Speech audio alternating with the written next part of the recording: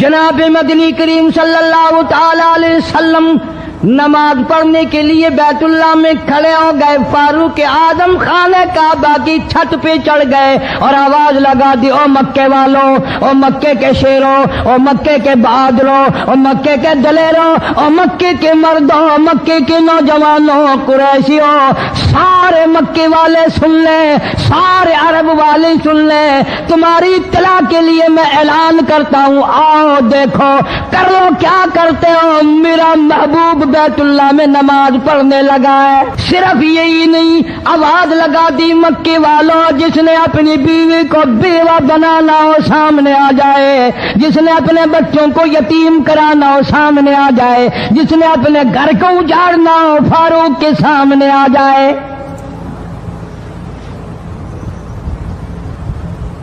تو کتنا بڑا جوان ہوگا جس کے آنے سے نبی نے بیت اللہ میں نماز ادا فرمائی. بیت اللہ میں نماز ہوئی, خانہ کعبہ میں نماز ہوئی. کتنا بڑا منصف, کتنے بڑے عدل کا مالک. بیت المقدس کو فتح کرنے کے لیے لڑائی نہیں کرنی پڑی, انصاف کام آ گیا. آگے بڑھ کر چابیاں حوالے کر دی بھائیوں نے.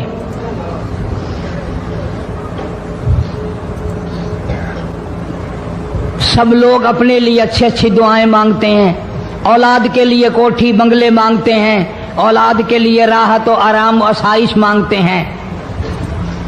آپ نہ جانے کیا کیا مانگتے ہوں گے, میں نہ جانے اپنے لیے اپنی اولاد کے لیے کیا کیا مانگتا ہوں گا, لیکن فاروق کی دعا تو دیکھو, کہتا اللہم ارزقنا شہادتاً فی سبیلک.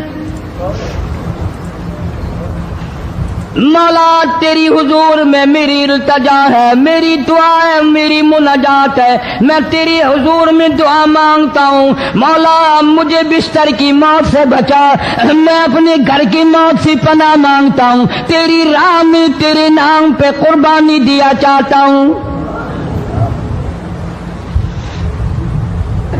شہادت یوں ہی نہیں ملا کرتی, اس کے لیے تو بڑی تگ و دو کرنی پڑتی ہے, اس کے لیے بڑی جستجو کرنی پڑتی ہے, اس کے لیے بڑے دامن پھیلانے پڑتے ہیں, اس کے لیے بڑی دوڑ دھوپ کرنی پڑتی ہے. یوں ہی تو اللہ پاک نے اعلان نہیں کر دیا, فرمایا ولا تقولوا لمن يقتل في سبيل الله فی سبیل اللہ اموات. اللہ فرماتے ہیں, اور لوگوں جو میرے نام پہ سر کٹا دے, میرے نام پہ مر جائے, میرا کام کرتا کرتا مر جائے, میرا قرآن پڑھتا پڑھتا مر جائے, میری نماز کا سجدہ کرتا کرتا مر جائے, میرا نام لیتا لیتا مر جائے, اللہ فرماتے ہیں میرے یہاں اس کا اتنا بڑا مرتبہ ہے, تم دنیا میں رہنے والوں کو, فرشتوں کو اجازت نہیں کہ ایسے مرنے والے کو مردہ نہ کہیں. بل احیاء ولکن لا تشعرون, وہ زندہ ہیں, تمہیں ان کی زندگی کی تمیز نہیں ہے, سمجھنے کا سلیقہ اور شعور نہیں ہے. فاروق اعظم دعا مانگتے ہیں, اللہم ارزقنا شہادتاً فی سبیلک, یا اللہ تیری راہ میں شہادت کی موت مانگتا ہوں. کابل سے لے کر طرابلس تک اسلام کا جھنڈا لہرانے والا فاروق اعظم, سبحان اللہ, اللہ اکبر. 900 جامع مسجدیں, 9000 بڑی چھوٹی مسجدیں بنانے والا فاروق اعظم رضی اللہ تعالیٰ عنہ, جس کے دور خلافت میں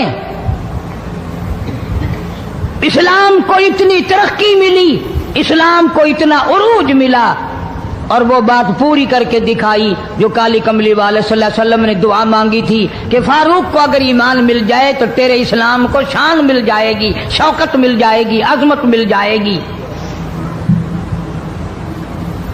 عظمت بن کے دکھایا اور محبت کا معیار عرض کر دیا, وجعل موتنا فی بلد محمد صلی اللہ علیہ وسلم.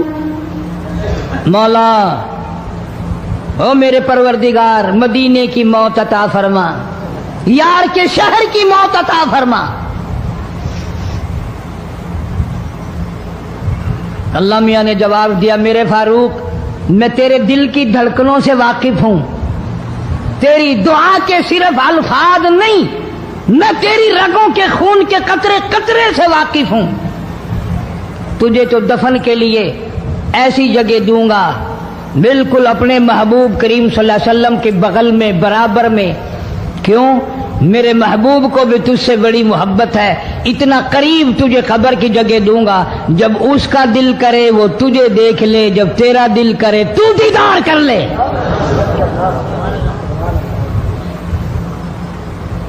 تجھے تو اتنا قریب جگہ دوں گا، تو مدینہ مانگتا ہے۔ اور فرمایا فاروق تجھے ایسی موت دوں گا، کسی کی شہادت کی گواہی دینے کے لیے احد کا پتھر آئے گا، کسی کی شہادت کی گواہی دینے کے لیے حنین کی مٹی آئے گی، کسی کی شہادت کی گواہی دینے کے لیے بدر کی مٹی آئے گی، کسی کی گواہی دینے کے لیے احد کے پتھر آئیں گے، تبوک کی مٹی آئے گی، قادسیہ کی مٹی آئے گی، پر اے میرے فاروق اعظم رضی اللہ تعالیٰ عنہ تیری شہادت کی گواہی دینے کے لیے میرے نبی کا مصلی آئے گا، تیری شہادت کی گواہی دینے کے لیے فجر کی نماز آئے گی، تیری شہادت کی گواہی دینے کے لیے سارا مدینہ آئے گا، تیری شہادت کی گواہی دینے کے لیے میرے نبی پاک صلی اللہ علیہ وسلم کی مسجد آئے گی، تیری شہادت کی گواہی دینے کے لیے مدینہ آئے گا، فجر کی نماز آئے گی۔ اللہ فرماتے ہیں او فاروق تیری گواہی دینے کے لیے میرا قرآن آئے گا۔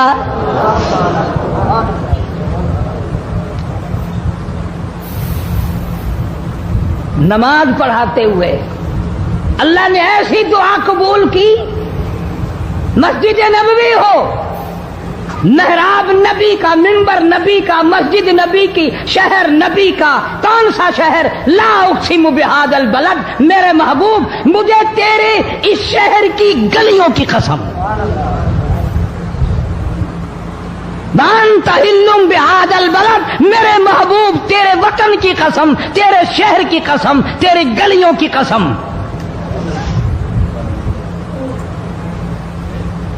اتنا بڑا عظیم جوان پیشیمان بنا کھڑا ہے، نبی کے مصلی پہ کھڑا ہے، بے ایمان منافق نے چھرا مارا، نماز میں چھرا مارا، قرآن پڑھتے ہوئے کو چھرا مارا، فجر کی نماز پڑھاتے ہوئے کو چھرا مارا۔ وہ فاروق جو انصاف کا اتنا بڑا علم بردار تھا، مدینے میں ہے، زلزلہ آ گیا، بھونچال آیا زمین میں، ہم لوگ دعا مانگیں گے، ڈر کے مکان چھوڑ کے باہر بھاگیں گے، دکانوں سے باہر نکل جائیں گے، دب کر نہ مر جائیں۔ فاروق کی شان بتاؤں، کوڑا اٹھایا اور زمین پہ مارا، اسکن ٹھہر جا، زمین پہ کوڑا مار دیا، درہ مار دیا، ٹھہر جا، زمین ٹھہر گئی۔ یوں فرمایا میں تجھ پہ انصاف کرتا ہوں، تجھے ہلنے کی اجازت نہیں، تجھے ہلنے کی اجازت نہیں۔ زمین ٹھہر گئی۔ کسی نے آ کر خبر دی آتش فشاں پہاڑ سے لاوا نکل رہا ہے، آگ نکل رہی ہے، بستیاں جل رہی ہیں اور وہ آگ چل رہی ہے۔ فاروق اعظم رضی اللہ تعالیٰ عنہ نے اپنی چادر اتار کر دے دی، فرمایا جلدی جاؤ آگ کے سامنے یہ چادر کر دو اور آگ کو بتا دو یہ فاروق اعظم کی چادر ہے۔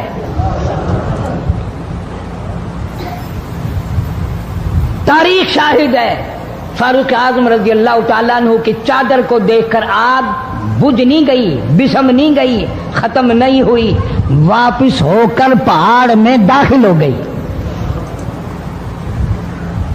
زمین پہ زلزلہ آیا تو درہ مار دیا، آگ جلاتی جا رہی ہے تو چادر دیکھ کر واپس ہو گئی۔ پانی کو خط لکھ دیا، اگر اللہ کے حکم سے بہتا ہے تو بہتا رہے، ورنہ ہمیں تیری کوئی ضرورت نہیں۔ میں تمہیں قسم اٹھا کے دیتا ہوں، فاروق اعظم کی چٹھی رکا دریا میں ریت میں دفن کر دیا گیا، دریا کی زمین نے آج تک سورج کا منہ نہیں دیکھا۔ جمعہ پڑھاتے وقت، خطبہ ارشاد فرماتے وقت آواز لگا دی مسلمان لشکر کو، ہوشیار ہو جاؤ، چاروں طرف تمہارے کافر گھیرا ڈالنے والا ہے۔ کئی سو میل دور تھے، وائرلیس نہ تھی، ریڈیو نہ تھا، ٹی وی نہ تھا، ٹیلی گراف نہ تھا، ٹیلی فون نہ تھا۔ ہوا نے فاروق اعظم کی آواز کو مدینے مسجد نبوی سے اٹھا کر، صحابہ کہتے ہیں ہم نے اس طرح آواز سنی جیسے فاروق ہمارے سر پہ بول رہا ہو۔ ہوا نے احترام کیا، زمین نے احترام کیا، آگ نے احترام کیا، پانی نے احترام کیا۔ تو اگر احترام نہیں کرے گا تو فاروق کی شان میں کمی نہیں آنے والی۔ اتنا بڑا عظیم جوان کالی کملی والے صلی اللہ تعالی علیہ وسلم نے فرمایا، جب فاروق جنت الفردوس میں تشریف لے جائیں گے 70,000 آدمی ساتھ جائے گا۔ نہ جانے کون خوش قسمت لوگ ہوں گے جو فاروق اعظم رضی اللہ تعالیٰ عنہ کے جھنڈے کے نیچے ہو کر جنت میں جائیں گے۔ اتنا اللہ والا جوان، اتنے خوف والا جوان۔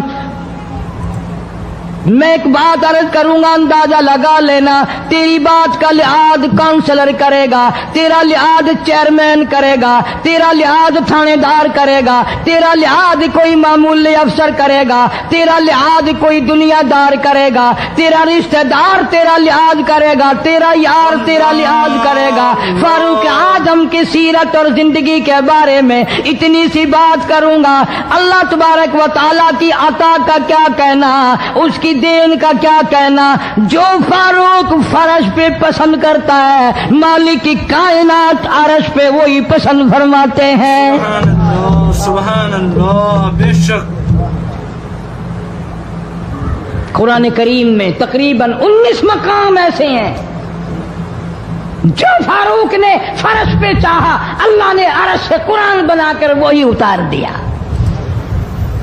پھر انشاءاللہ کسی جمعے میں تفصیل سے وہ باتیں عرض کروں گا، کون کون سی آیت فاروق اعظم کی حمایت میں اتری۔ مگر آج تو حال یہ ہے، فاروق اعظم رضی اللہ تعالیٰ عنہ زخمی ہے، لہو بہرا ہے، محراب و منبر میں زخمی کیا گیا، لیکن پھر بھی ادب دیکھو، احترام دیکھو، محبت دیکھو۔ فاروق اعظم نے اپنے بیٹی کو بلایا اور بلا کر کے فرمایا، جا عائشہ صدیقہ رضی اللہ تعالیٰ عنہا کو جا کر میرا سلام پہنچا اور جا کر عرض کر دے، گنبد خضرا میں تو نے جو اپنے لیے قبر کی جگہ رکھی ہوئی ہے، آج فاروق اعظم بھیک مانگتا ہے، خیرات مانگتا ہے، قبر کے لیے جگہ مانگتا ہے تاکہ نبی پاک صلی اللہ تعالی علیہ وسلم کے قدموں میں آرام کر لوں۔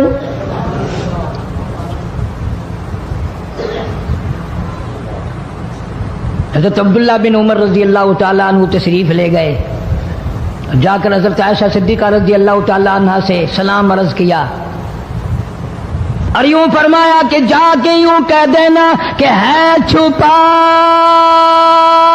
منہ کفن میں آج عمر، اور سوالی آپ سے ہے سر بسر۔ فاروق اعظم دنیا سے جا رہا ہے، فاروق اعظم کے آخری سانس ہے، فاروق اعظم جیسا جوان دنیا سے جانے کے لیے تیار ہے۔ آپ کا حجرہ ہے، آپ کی یہ جگہ ہے، آپ نے اپنی قبر کے لیے جگہ رکھی ہوئی ہے، اللہ کے نام پہ فاروق اعظم قبر کے لیے جگہ مانگتے ہیں۔ حضرت عائشہ رضی اللہ تعالیٰ عنہ فرماتی ہیں، کوئی اور مانگتا میں نہ دیتی، اس لیے نہ اور نبی آئے، نہ اور گنبد خضرا بنے، نہ مجھے قبر کی ایسی جگہ ملے، کون دیتا ہے؟ خدا کی قسم، اما عائشہ صدیقہ رضی اللہ تعالیٰ عنہ نے وہ صدقہ کیا، دنیا کی تاریخ کو شرمندہ کر دیا۔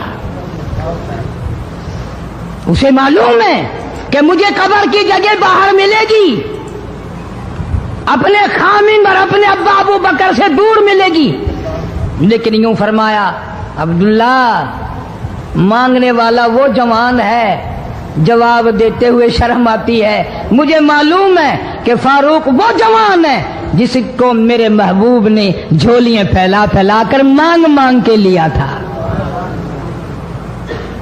اس لیے جواب نہیں دے سکتی، جہاں میں نے اجازت دے دی۔ پر فاروق اعظم رضی اللہ تعالیٰ عنہ کا انصاف دیکھو، واپسی آئے تو فرمایا عبداللہ مجھے اٹھا کے بٹھاؤ، لیٹے لیٹے اما عائشہ صدیقہ کا جواب سننا بے ادبی سمجھتا ہوں، مجھے اٹھا کے بٹھا لیا، جواب سنا دیا، پھر بھی فرمایا عبداللہ نوجوانوں اور مسلمانوں میری آخری بات سن لو، اجازت مانگ لی، اجازت مل گئی، پھر بھی لوگ یہ کہیں گے دباؤ دے کر اجازت لے لی، زبردستی اجازت لے لی، ڈانٹ دے کر اجازت لے لی، جب میرا دم نکل جائے، جب میرا منہ کفن میں چھپ جائے، میرے جنازے کو اٹھا کر عائشہ صدیقہ کے دروازے پہ لے جانا، دوبارہ اجازت مانگنا،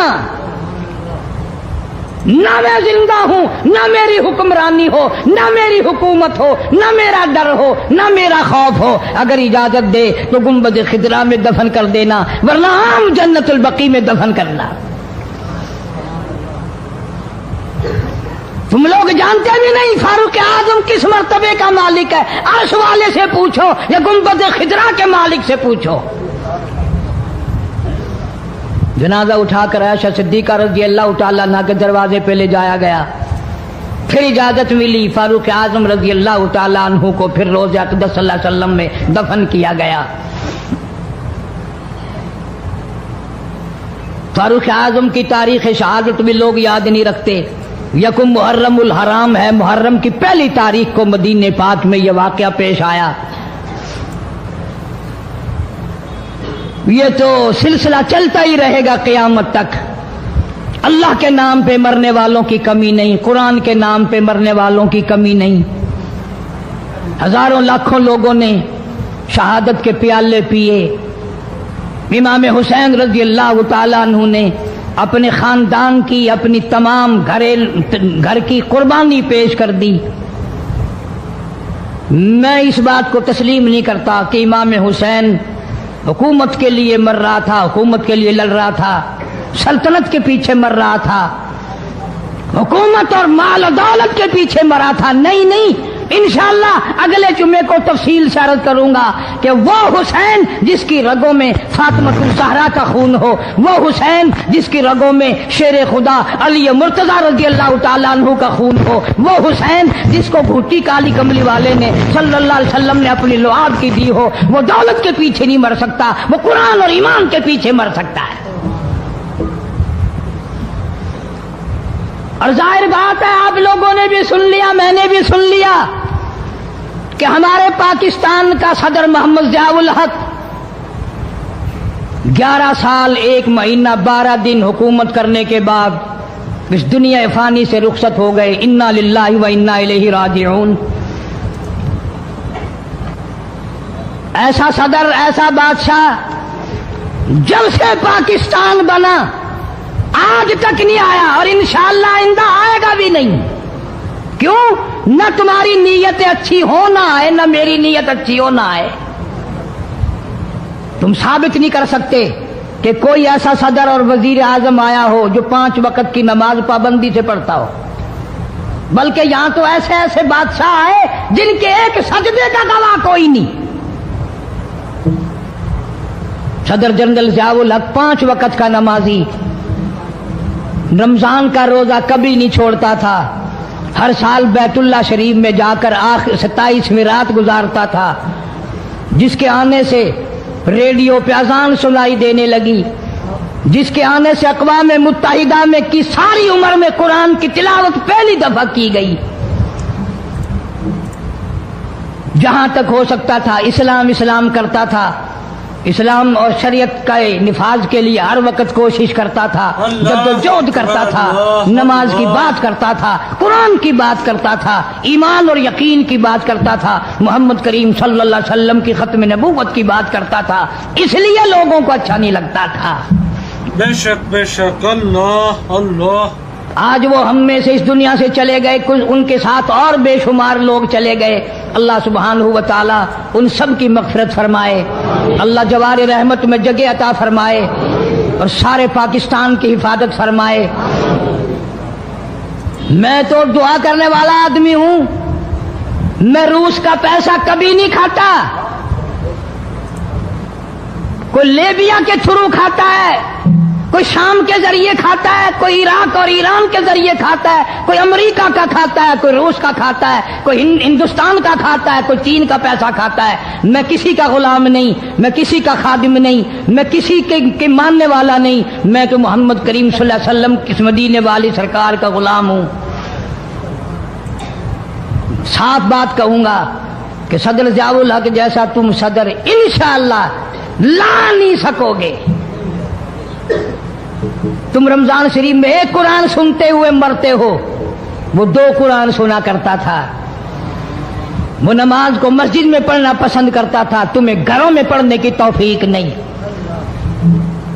اور جتنے تم ان کی سازشیں کرنے والوں، برا کہنے والے ہو، کوئی صدیوں کی بات نہیں، ہم نے تمہیں بھی دیکھ رکھا ہے اچھی طرح سے، 70 سے لے کر 77 تک کا تمہارا حال سب کو معلوم ہے، کون بھول گیا تمہیں؟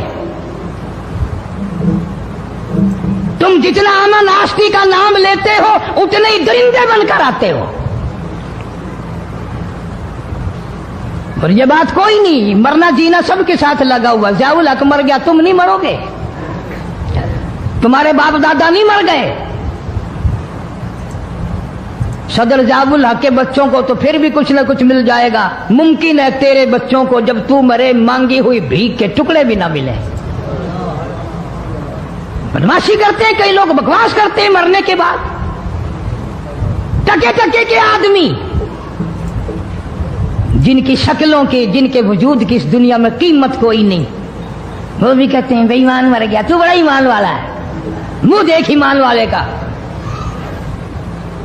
کسی نے بیوی کے مرنے کا صدمہ اٹھایا ہوگا، کسی نے جوان بیٹے کی موت کا صدمہ دیکھا ہوگا، کسی نے امی کے مرنے کا صدمہ دیکھا ہوگا، کسی نے ابا کے مرنے کا صدمہ دیکھا ہوگا۔ خدا کی قسم بلال سے جا کے پوچھو، جب کالی کملی والے کا تجھے دیدار تھا، بہادر فرمانے لگے جو یوں کہے گا میرے نبی فوت ہو گئے میں اس کی گردن اتار ماروں گا، میرا نبی فوت نہیں ہو سکتا، میرا نبی دنیا سے نہیں جا سکتا، میرا نبی ہمیشہ ہمیشہ کے لیے رہے گا۔ لیکن جناب ابو بکر صدیق نے قرآن کریم کی آیت سنا کر کے سمجھایا، فرمایا وما محمد الا رسول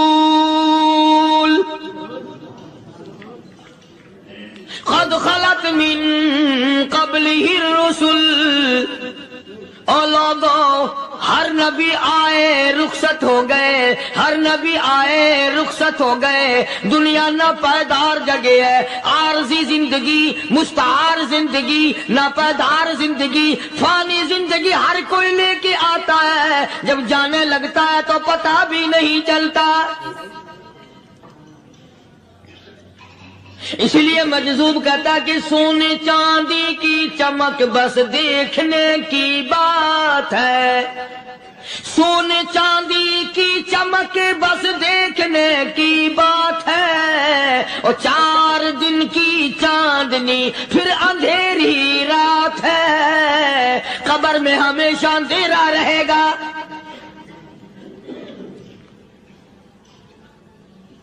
صحابہ اکرام نے وہ صدمہ دیکھا، وہ پریشانی دیکھی، کائنات میں کسی نے نہیں دیکھی۔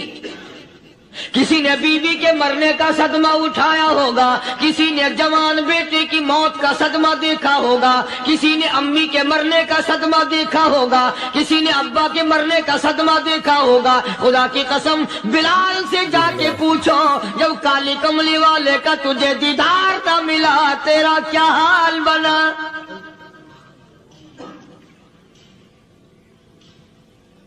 صحابہ اکرام نے وہ عشق نبھایا، کمال کر دیا. بڑے سے بڑی مصیبت آئی، اسلام کا سودا نہیں، ایمان کا سودا نہیں، دنیا کی طرف آئے ہی نہیں. کون ان حضرات کا مقابلہ کرے گا؟ کئی لوگ کہہ دیتے ہیں جی صحابہ انسان تھے، ان سے بھی غلطی ہو. میں ٹھیک ہے، میں کہتا ہوں تھے تو انسان، پر یہ دیکھو شاگرد کس کے ہیں. صحابہ ہیں تو انسان، پر یہ اندازہ لگاؤ مرید کس کے ہیں. صحابہ ہیں تو انسان، پر یہ سوچو کہ یہ مقتدی کس کے ہیں. صحابہ ہیں تو انسان، پر یہ دیکھو صحابہ اگر سپاہی ہے تو کالی کملی والا کمانڈر ان چیف ہے. براہ راست محمد عربی صلی اللہ علیہ وسلم کے صحابہ شاگرد ہیں، صحابہ حضور کے مرید ہیں، صحابہ حضور کے مقتدی ہیں، صحابہ حضور کی فوج کے سپاہی ہیں. ایک ایک نے کمال کر دیا. جناب ابو بکر صدیق رضی اللہ تعالیٰ عنہ فرماتے ہیں میں اچانک محلے میں جا نکلا. ابو بکر کہتا میری یہ عادت تھی، شروع پہ جو اسلام آیا مکے میں، چودھری مارتے ہیں، رئیس مارتے ہیں، سردار مارتے ہیں، کمزوروں کو مارتے ہیں. جو کلمہ پڑھتا تھا پہاڑ ٹوٹ جاتے تھے.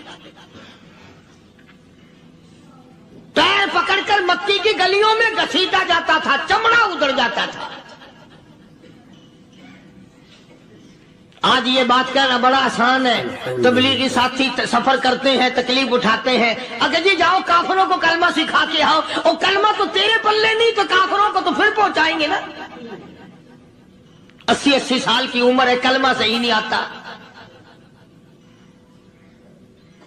قبر بالکل سر پہ ہے، موت سر پہ ہے، قبر سامنے ہے، پھر بھی کلمہ نہیں آتا. اور میں تو کئی مرتبہ کہا کرتا ہوں کہ یہ بھی فکر کیا کرو کہ اس نبی کی ذات پر تم درود پاک پڑھتے ہو صلی اللہ علیہ وسلم، جس کی ذات پہ خود خدا درود بھیجتا ہے، فرشتے بھیجتے ہیں. ہزاروں بار مجھ کو عنبر سے منہ دھو کر کے اگر درود پڑھو تو ڈرنا چاہیے بے ادبی نہ ہو جائے. تو غلط ہو درود پڑھتا ہے نبی کی ذات پہ.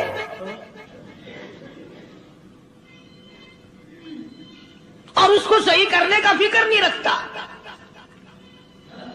چنانچہ ابو بکر صدیق رضی اللہ تعالیٰ عنہ چکر لگاتے لگاتے ایک محلے میں جا نکلے. وہاں جا کے دیکھا ایک نوجوان ہے، غریب صحابی، نادار صحابی، مفلس صحابی، کافر کا غلام ہے، کالی کملی والے صلی اللہ علیہ وسلم کا کلمہ پڑھتا ہے. کافروں نے پکڑ کر گرم گرم ریت پہ اوندا کر کے لٹایا ہوا ہے، اور کئی کافر اس صحابی کی کمر پہ چڑھ کر لتاڑ رہے ہیں. اس کی کمر پہ چڑھے ہوئے ہیں. جناب ابو بکر صدیق رضی اللہ تعالیٰ عنہ فرماتے ہیں میں نے دور سے دیکھا، میں سمجھ گیا کوئی غریب آدمی ہے. جب میں قریب گیا فرماتے ہیں میری آنکھ نے دیکھا ابو فقیہ صحابی، میں نے پہچان لیا. کئی آدمیوں کے لتاڑنے کی وجہ سے، کئی آدمیوں کی کمر پہ چڑھ جانے کی وجہ سے ابو بکر کہتا ہے اتنی لمبی ابو فقیہ کی زبان باہر نکل آئی، منہ سے زبان باہر لٹکی ہوئی ہے، مار رہے ہیں کافر.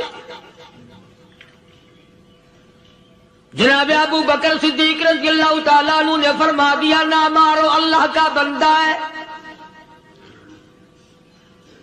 وہ کہنے لگے بندہ تو اللہ کا ہوگا، غلام ہمارا، اور کلمہ اس نبی کا پڑھتا ہے. ہمارا غلام ہو کر کلمہ پڑھتا ہے، کیوں؟ جب تک جان سے نہ مر جائے گا ہم چھوڑیں گے نہیں، ہم اسے ختم کر کے دم لیں گے. اس نبی کا کلمہ پڑھتا ہے، ہمارے سامنے پڑھتا ہے. جناب ابو بکر صدیق رضی اللہ تعالیٰ عنہ نے منع کر دیا. منع کرنے میں اور زیادہ مچر گئے، اور زیادہ خرمستی کرنے لگے. ابو بکر فرماتے ہیں میں بالکل قریب کھڑا تھا، ظالموں نے ابو فقیہ کی پسلیوں پہ، کمر پہ چھلانگیں لگانی شروع کر دی.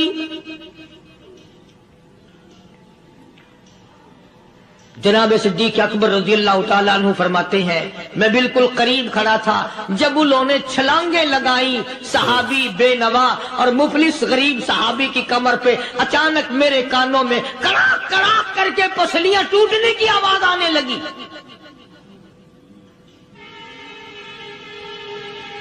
میرے سے برداشت نہ ہوا، میں برداشت نہ کر سکا۔ جناب ابو بکر رضی اللہ تعالیٰ عنہ فرماتے ہیں میں نے کہا ظالمو سودا کر لو میں خرید لوں گا۔ انہوں نے جو منہ مانگے دام مانگے، جناب ابو بکر صدیق رضی اللہ تعالیٰ عنہ نے وہ دام دے دیے، پیسے دے دیے۔ ہاں غریب کی ہمدردی کی، مظلوم کی ہمدردی کی۔ آج ہمارے پاس جو پیسہ ہے وہ کنجری پہ خرچ ہو سکتا ہے، بدماشی پہ خرچ ہو سکتا ہے، ٹیپ چلو اور فیشن پہ خرچ ہو سکتا ہے، اللہ کے دین پہ خرچ کرنے کی ہمیں توفیق نہیں ہوتی۔ سارے سال کی کمائی کا حساب لگائیں کہ ہم نے کتنا اپنے بیوی بچوں پہ خرچ کیا، کتنا اللہ اور اس کے رسول اور اللہ کے قرآن پہ خرچ کیا۔ 100-2% بھی نہیں بنتا۔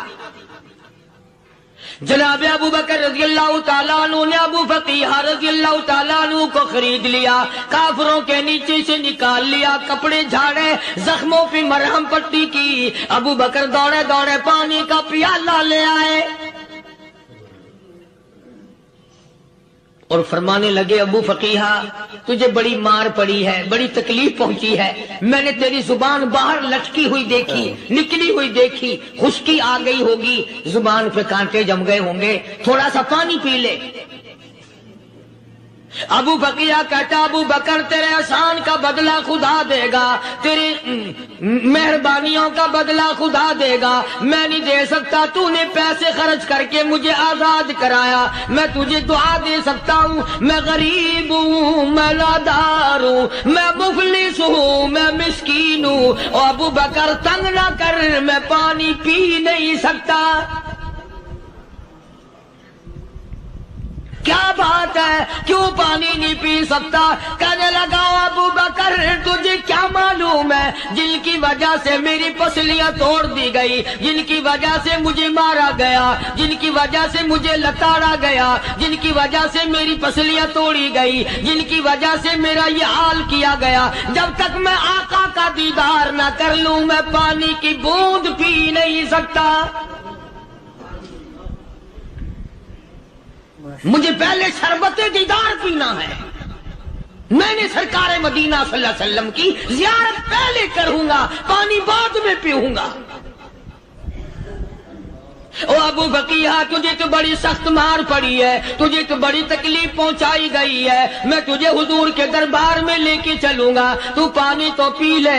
کہتا کوئی مجنون بتاتا ہے، کوئی کہتا ہے دیوانہ، کوئی مجنون بتاتا ہے، کوئی کہتا ہے دیوانہ، یہ تو مرض عشق احمد کا ہوا بیمار میں بھی ہوں۔ ابو بکر تجھے کیا معلوم ہے مجھے عشق لگا ہوا ہے، مجھے سوز و گداز لگی ہوئی ہے، میں اپنے دل میں کسی کو بسائے بیٹھا ہوں، جب تک اس آقا کا دیدار نہ کر لوں مجھے چین نہیں آئے گا۔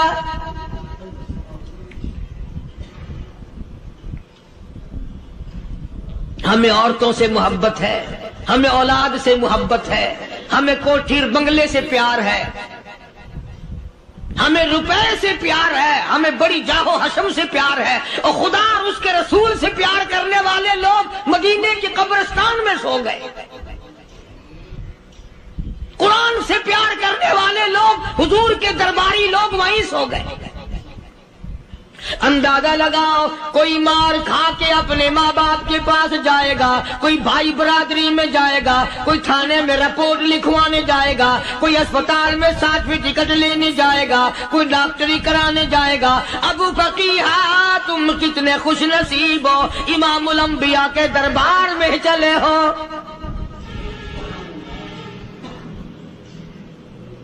حضور اکرم سب کہہ دو صلی اللہ علیہ وسلم کے دربار میں ابو فقیہ کو لایا جا رہا ہے۔ علماء نے لکھا ہے کہ جب ابو فقیہ حضرت کے دربار میں پہنچے تو خبر تو پہلے تھی نا کہ بڑی مار پڑی ہے، رحمت کائنات نے اٹھ کر سینے سے لگا لیا،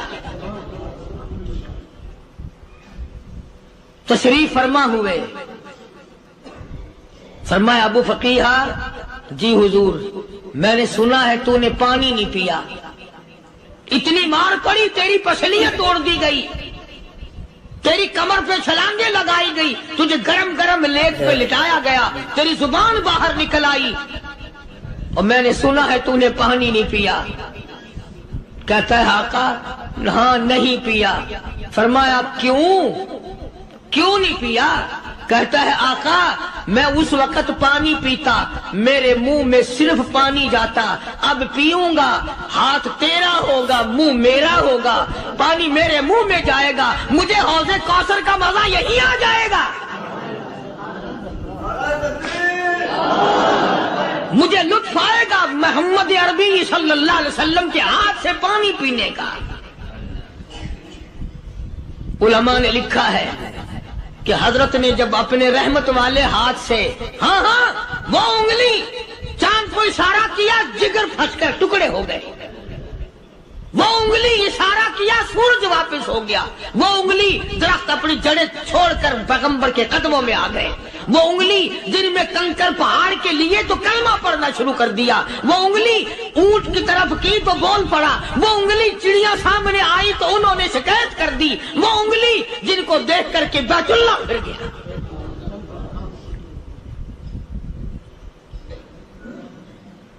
مدنی کریم صلی اللہ علیہ وسلم نے یوں پانی کا پیالہ اٹھایا، ابو فقیہ نے پیالہ پکڑنے کے لیے یوں آگے کو ہاتھ کیا، فرمایا اب وہی بات ہوگی، ہاتھ میرا ہوگا منہ تیرا ہوگا، میں اپنے ہاتھ سے پلاؤں گا۔ ابو فقیہ کو پانی پلا دیا، اور پانی پلانے کے بعد پوچھا اب تیرا کیا حال ہے؟ اب حال کیا ہے؟ کہتا ہے آقا تیرے چہرے پہ فدا شمس و قمر، تیرے چہرے پہ فدا شمس و قمر، تیری زلفوں پہ تصدق شام و سحر،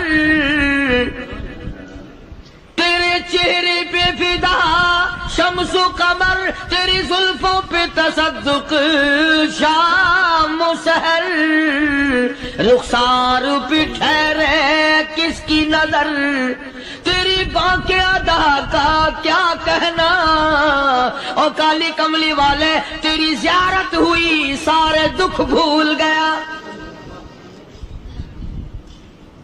میرے سارے غم ٹل گئے، میرے سارے دکھ دور ہو گئے، میری ساری پریشانی دور ہو گئی، اور میں تو اب مزے میں ہوں۔ جناب ابو بکر صدیق رضی اللہ تعالیٰ عنہ نے مال خرچ کیا، صحابہ کرام کی جانیں بچائیں۔ قیامت کا دن ہوگا، ساری کائنات کی پیشی ہوگی، اللہ پاک پوچھے گا تو دنیا میں کیا کرتا تھا؟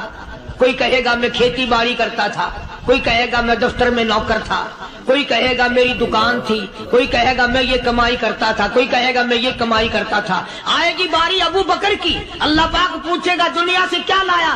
ابو فقیہ، حضرت بلال، حضرت نادیہ، حضرت زنیرہ اور کتنے صحابہ کرام کی جماعت کو پکڑ کر اللہ کے عدالت میں کھڑا کر کے ابو بکر کہے گا الہی صدیق کی کمائی تیرے سامنے موجود ہے۔ مبارک ہیں یہ لوگ کہ ان حضرات نے محض اللہ اور اس کے رسول کریم صلی اللہ علیہ وسلم کو راضی کرنے کے لیے اپنا سب کچھ قربان کر دیا، اور خود رسول کریم صلی اللہ علیہ وسلم نے ان کو ایسی تعلیم دی، ایسے اخلاق دیے کہ حد ہو گئی۔ دربار رسالت ہے، ایک کافر مسافر آتا ہے بھی کافر، ہے بھی مسافر، ہے بھی معمر، بوڑھا آدمی ہے۔ کبھی کبھی سوچتا ہوں کہ اس زمانے کے تو کافروں میں بھی کوئی خوبی ہوا کرتی تھی، منافقت تو نہیں تھی نا، منافقت نہیں تھی، چال بازی نہیں کرتے تھے، ہیرا پھیری نہیں کرتے تھے۔ سبحان وہ بوڑھا مسافر کافر سرکار دو عالم صلی اللہ علیہ وسلم کے دربار میں آیا، آ کے کہنے لگا نبی اللہ میں بوڑھا ہوں، مسافر ہوں بھی تیرا اور تیرے خدا کا منکر، پر میں سوال کرتا ہوں کوئی سواری دو، میرا گھر بڑا دور ہے، میں اس پر سوار ہو کر اپنے گھر پہنچ جاؤں۔ حالانکہ مسلمانوں کے پاس سواریاں کہاں تھی، خود تنگی میں تھے، وطن چھوڑ کے آئے، قربانیاں دے کے آئے، پتے چباتے ہوئے آئے، پانی پورا رج کے پینے کے لیے پانی نہیں ملتا، اور حضور کریم صلی اللہ علیہ وسلم کو پتا تھا کہ یہ سوال کرنے والا ہمارے عقیدے کا نہیں، رحمت کائنات کا دریائے کرم جو اس میں آیا، صحابہ کرام کی طرف خطاب کر کے فرمایا کون ہے جو آج میں محمد الرسول اللہ صلی اللہ علیہ وسلم کو سواری دے، کون ہے جو آج مجھے سواری دے، میں جنت میں اعلیٰ درجے کی سواری کا وعدہ کرتا ہوں۔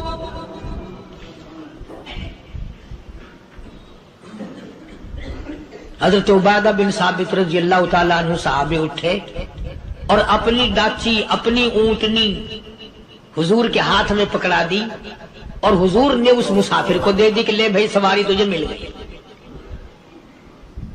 اب وہ مسافر جو تھا بوڑھا، وہ کہنے لگا جی میرے پاس کپڑا بھی نہیں ہے، اب تم جیسا اگر کوئی سیٹ ہوتا نا آنکھیں نکالتا کہ ہم نے تیرے لیے یہاں کو ٹیکسٹائل مل چلا رکھے، سواری مل گئی تو اور آگے کو چل گیا، راستہ پکڑا پڑا جا۔ خدا جانے دھکے دیتے، خدا جانے مکے مارتے، خدا جانے کتنی باتیں بناتے۔ امام الانبیاء محبوب کبریا حضرت محمد مصطفیٰ صلی اللہ تعالی علیہ وسلم پھر کھڑے ہو گئے، صحابہ کرام کو خطاب کر کے فرمایا کون ہے جو آج مجھے کپڑا دے، کل میں جنت میں اعلیٰ درجے کی پوشاک اور لباس جوڑوں کا وعدہ کرتا ہوں۔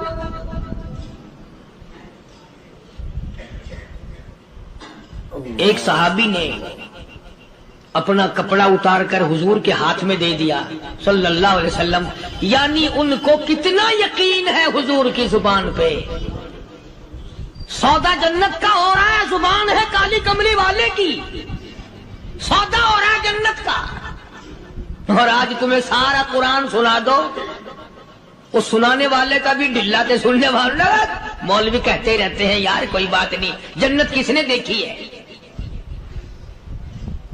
صحابہ کرام میں سے کسی نے کپڑا دے دیا، حضور کریم صلی اللہ علیہ وسلم نے کپڑا لیا اور اس مسافر کو دے دیا کہ لے بھی کپڑا بھی مل گیا۔ ہے بھی کافر، اپنے عقیدے کا نہیں، اپنے قبیلے کا نہیں، اپنے خاندان کا نہیں۔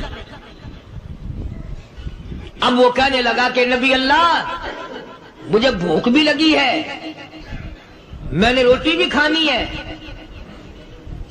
مدنی کریم صلی اللہ تعالی علیہ وسلم پھر کھڑے ہو گئے اور صحابہ کرام کو خطاب کر کے فرمایا کون ہے جو مجھے آج کھانا دے، روٹی دے، کل میں جنت میں اعلیٰ درجے کے کھانے کا وعدہ کرتا ہوں۔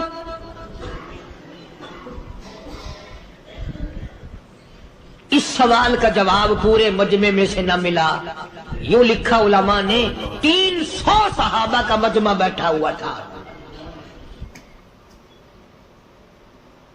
فاقہ ہو 300 صحابہ کا بھی فاقہ، کالی کملی والے کا بھی فاقہ، 3 دن سے کچھ نہیں کھایا، کچھ نہیں ملا، کوئی جواب نہ ملا، صحابہ کرام کی جماعت خاموش رہ گئی۔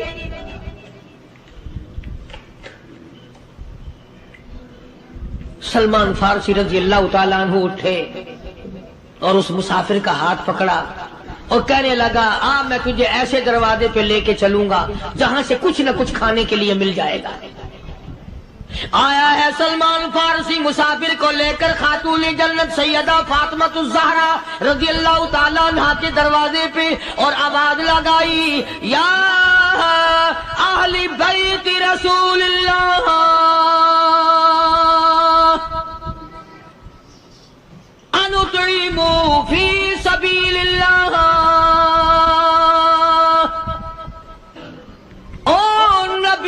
لخت جگر نبی کی نوری نظر اور نبی کے جگر کے ٹکڑے اور کالی کملی والے کی بیٹی اے فاطمہ ایک آدمی بھوکا ہے کھانا کھلانا ہے اس کے لیے کھانا بھیجو.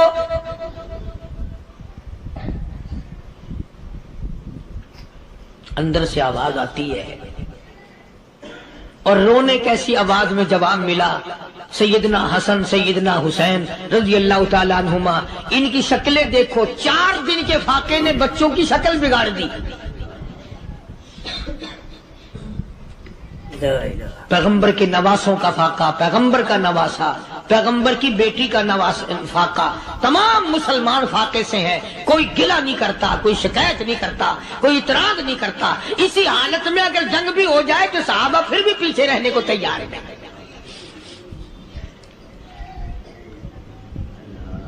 جب اندر سے یہ جواب ملا کہ تمہارا تو 3 دن کا فاقہ ہے فاطمہ کہتی ہے میرا اور میرے بچوں کا 4 دن کا فاقہ ہے.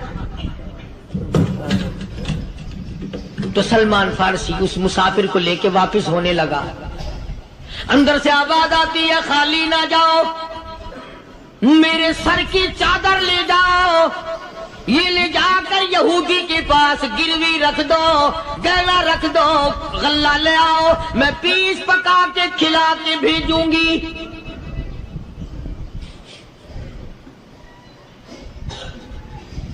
کہاں آج ایسے سخی عورت ہیں کہاں ایسے سخی مرد ہیں. مسافر کو کون کھلائے دین پر خرچ کون کرے. کسی طالب علموں کو آپ میں سے اکثریت ایسے لوگوں کی ہے جنہوں نے ساری عمر میں سارے سال میں کبھی ایک قرآن پڑھنے والے طالب علم کو روٹی نہیں کھلائی اور پھر یہ کبھی نہیں سوچا کہ میں آخر کما رہا ہوں تو کیا کر رہا ہوں. بس شیطان یوں کہہ دیتا ہے یہ تو بڑے بڑے امیروں کا کام ہے تو غریب آدمی ہے تیرے بس کا یہ کہاں کام ہے. یہ تو بڑے بڑے امیروں کا کام ہے طالب علموں کو مسافروں کو کھانا کھلانا. کل قیامت میں اگر اللہ نے یہ فرما دیا کہ جنت تو میں نے امیروں کے لیے بنائی ہے تو مزدور ہے بھاگ یہاں سے پھر کیا بنے گا. مولانا مظفر حسین صاحب کاندھلی سب کہہ دو رحمت اللہ علیہ بہت بڑے بزرگ گزرے ہیں ہمارے اکابر میں سے ہیں. کاندھلا ایک قصبہ ہے جس نے بڑے بڑے ولی پیدا کیے ہیں. مولانا مظفر حسین صاحب کاندھلی مولانا الہی بخش صاحب کاندھلی مولانا محمد زکریا صاحب شیخ الحدیث رحمت اللہ علیہ کاندھلے کے مولانا محمد الیاس صاحب دہلوی رحمت اللہ علیہ امیر تبلیغی جماعت کے ایجاد کرنے والے شروع فرمانے والے یہ بھی کاندھلے کے ہیں. تو یہ سارے بزرگ اس قصبہ کاندھلے کے ہیں.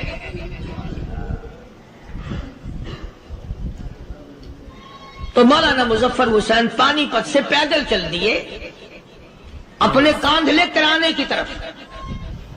راستے میں ایک بستی آئی شام ہو گئی تو حضرت نے وہیں قیام کر لیا ٹھہر گئے.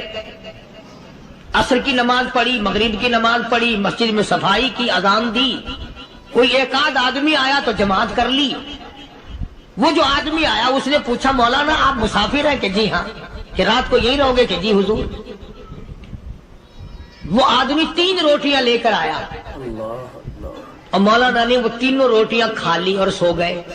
تو مولانا فرماتے ہیں کہ مجھے اس رات میں حضور اکرم صلی اللہ علیہ وسلم کا 3 مرتبہ دیدار مل گیا. 3 مرتبہ حضور کی مجھے زیارت ملی. مولانا فرماتے ہیں میں تو اگلے دن بھی وہاں ٹھہر گیا کہ یہ جگہ چھوڑنے کی ہے جہاں اتنی بڑی دولت ملے یہاں تو ساری عمر پڑا رہے آدمی. تو حضرت فرماتے ہیں کہ اگلے دن وہی مسافر مولانا مسافر ہیں وہی آدمی ہے 2 روٹیاں لے کر آیا اور مولانا فرماتے ہیں میں نے 2 روٹیاں کھا لی تو اس رات کو مجھے 2 مرتبہ حضور صلی اللہ علیہ وسلم کا دیدار ملا. میں تیسرے دن بھی وہیں ٹھہر گیا. تیسرے دن شام کو وہی آدمی 1 روٹی لے کر آیا اور میں نے وہ روٹی کھا لی تو اس رات کو حضور کریم صلی اللہ علیہ وسلم کی 1 مرتبہ زیارت ہوئی 1 مرتبہ دیدار ملا. تو مولانا فرماتے ہیں میری سمجھ میں یہ بات بیٹھ گئی کہ یہ نہ تو جگہ کی برکت نہ بستی کی برکت، یہ تو اس کی روٹیوں کی برکت ہے۔ 3 کھائی تو 3 مرتبہ دیدار ہوا، 2 کھائی تو 2 مرتبہ دیدار ہوا، 1 کھائی تو 1 مرتبہ، یہ تو اس کی روٹی کی کرامت ہے۔ تو وہی آدمی جو روٹی لانے والا تھا وہ کہنے لگا مولانا کل آپ تشریف لے جائیں، یہاں نہ ٹھہرنا۔ تو حضرت فرماتے ہیں میں نے کہا کیوں بھائی، مجھے تو ایسی دولت مل رہی ہے میں یہیں پڑھا رہا ہوں۔ وہ کہنے لگا اللہ والے آپ کو پتہ نہیں، پرسوں میں مزدوری کر کے اتنا ہی آٹا لایا تھا کہ 3 روٹیاں بنی، اتنا ہی آٹا بنا تھا 3 روٹیاں بنی، میں اپنے نام کی روٹی اٹھا کے چل دیا۔ میری بیوی نے پوچھا کہاں؟ میں نے بتایا مسجد میں ایک اللہ والا مسافر ہے۔ وہ کہنے لگی میں بھی فاقہ کر لوں گی، میرے نام کی روٹی بھی اس مسافر کے لیے لے جا۔ کہتا ہے میں نے دونوں اٹھا لی، تیسری روٹی ایک بچہ ہمارا اس کے لیے چھوڑ دی۔ وہ بچہ کہنے لگا اچھا ماں باپ جنت میں جائیں، بیٹا کدھر رہے گا، میں بھی فاقہ کروں گا، میرے نام کی بھی لے جا۔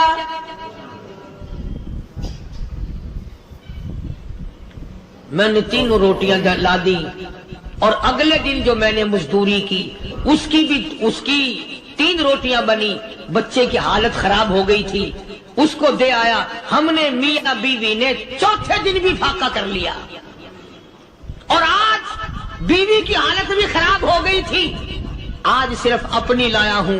مولانا اس لیے عرض کر دیا کبھی کل میرا پیر نہ پھسل جائے، ایسا نہ ہو میرا قدم ڈگمگا جائے، ایسا نہ ہو بھوک کا مارا میں کچھ اور کر بیٹھوں، اس لیے عرض کر دیا کل آپ تشریف لے جائیں۔ عرض میں یہ کر رہا تھا کہ کسی زمانے میں دوسرے کی خیر خواہی کے لیے لوگ سب کچھ کر گزرتے تھے۔ حضرت محمد الرسول اللہ صلی اللہ تعالی علیہ وسلم کے پاس جنگ بدر کے قیدی آئے تھے، کافر، اسلام کے دشمن، دین کے دشمن، قرآن کے دشمن، ایمان کے دشمن، مگر صحابہ کرام کو فرمایا یہ میرے مہمان ہیں، حضور نے فرما دیا صلی اللہ علیہ وسلم۔ ایک صحابی جو ایک مہمان کو لے گیا، حضور کے مہمان کو، تھے جنگی قیدی۔ علماء کرام نے لکھا صحابی کے گھر میں کھانا تھوڑا تھا، اس کافر کو تو کھانا دے دیا، آپ اس کے پاس بیٹھ کر درخت کے پتے چبا لیے۔ دوسرا دن آیا پھر ایسا ہی کیا، اس حضور کے مہمان جنگ بدر کے قیدی کافر کو کھانا کھلایا، خود درخت کے پتے چبا لیے۔ تیسرا دن آیا وہ جنگی کافر کہنے لگا، قیدی کہنے لگا آج پہلے کلمہ پڑھا پھر روٹی کھلا، میں پہلے مسلمان بنتا ہوں اس کے بعد میں کھانا کھاؤں گا۔ ارے تم اتنے اپنے اوپر دوسرے کو ترجیح دیتے ہو کہ ہم کافر بھی ہیں، تمہیں مارنے والے تمہیں مارنے آئے تھے، اور تمہارا حال یہ کر دیا کالی کمری والے نے کہ خود پتے چباتے ہو، دشمن کو کھانا کھلاتے ہو، خود درختوں کے پتے چبا رہے ہو۔ محمد صلی اللہ علیہ وسلم نے تمہیں اتنا اونچا بنا دیا، نگاہ نبوت نے تمہیں ایسا رنگ دیا، اور نبی کے دروازے نے تمہیں وہ دیا کہ قیامت آ سکتی ہے، مگر صحابہ تمہاری دولت نہیں چھین سکتے۔ تو فاطمۃ الزہرا رضی اللہ تعالی عنہا نے سر کی چادر اتار کر دے دی سلمان فارسی کو کہ یہ لے جا، یہودی کے پاس جا کے گروی رکھ دے، دانا غلہ لے آ، میں پیس پکا کے کھلا کے بھیجوں۔ سلمان فارسی کہتے ہیں رضی اللہ تعالی عنہ کہ ہم چادر لے کر کے یہودی کے پاس گئے اور یہودی کو سارا قصہ بتایا۔ اس یہودی نے چادر لے کر رکھ لی اور غلہ تولنے لگا دینے کے لیے، تو رو رہا تھا۔ ہم نے پوچھا تجھے کیا ہوا، تو کیوں رویا؟ کہنے لگا مسلمانوں ہماری تورات میں واقعہ موجود ہے، قصہ موجود ہے. آخر الزمان پیغمبر صلی اللہ علیہ وسلم کی بیٹی کی دروازے پہ ایک بھوکا کافر مسافر آئے گا. اس کا پیٹ بھرنے کے لیے نبی کی بیٹی اپنی چادر اتار کر گروی رکھ دے گی، یہودی کے پاس غلہ منگوا کے کھانا کھلائے گی. آج تورات کی بات سچی ہو گئی، چادر آئی رکھی ہے، میں وہ یہودی ہوں.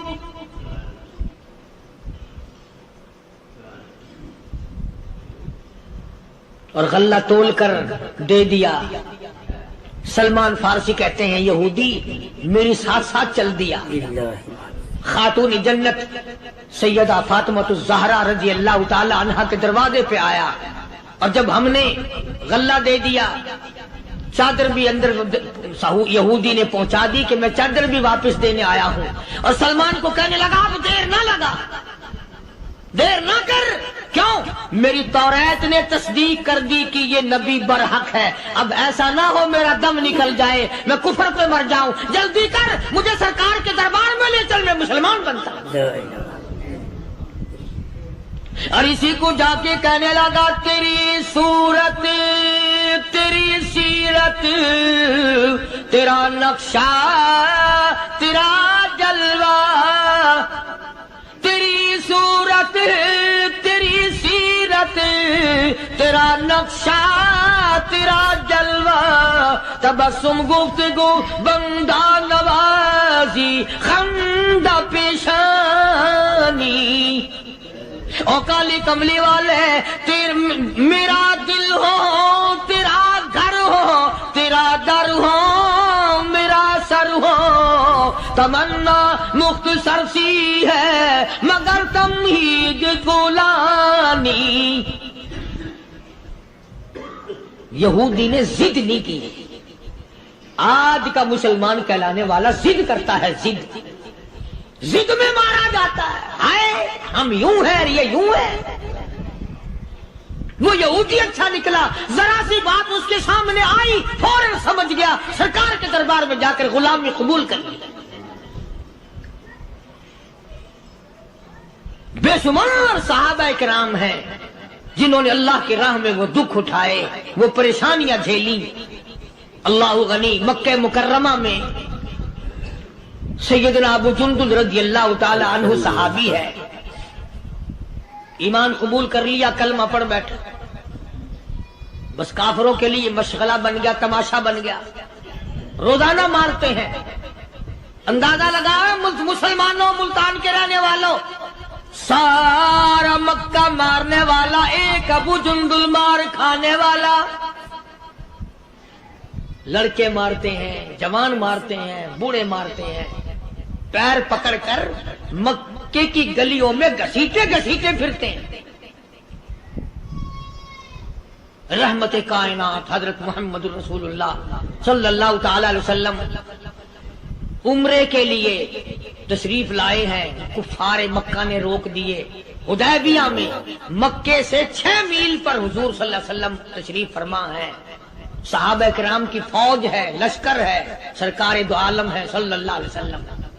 ذرا توجہ کرنا، کلیجے پہ ہاتھ رکھ کے.